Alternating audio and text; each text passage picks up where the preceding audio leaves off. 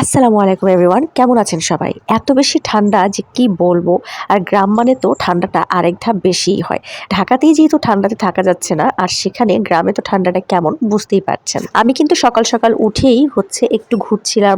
আর তাছাড়াও এত বেশি ঠান্ডা, পরে ভাবলাম যে একটু গরম গরম চা খেলে ভালোই লাগবে। তো আমি আর আমার আরেকটা কাকি আমরা একসাথে মিলিয়ে চায়ের একটা স্টলে এসে চা খেলাম গরম গরম।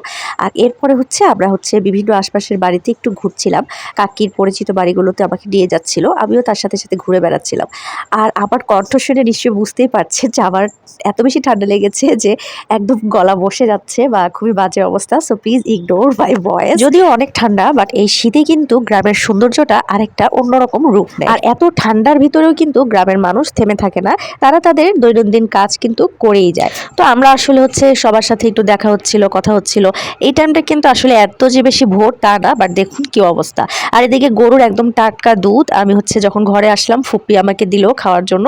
তো আমি একদম গরম গরম টাটকা যে গরুর দুধটা সেটা খেলাম। আর এদিকে সামনেই জমি জমা বা ক্ষেত, তো এখানে আমরা বসে সবাই একসাথে গুরুজনেরা আমরা সবাই মিলে গল্প করছিলাম, কথা বলছিলাম। তো এভাবেই আসলে গ্রামের দিন কেটে যায়। হ্যাঁ, গ্রাম বাংলার কিন্তু অনেক সুন্দর সুন্দর কিছু শীতকালীন ব্লগ আসবে, সো অবশ্যই কিন্তু আমার পেজে এবং অ্যাকাউন্টে চোখ রাখবেন। সবাই ভালো থাকবেন। আল্লাহ হাফেজ।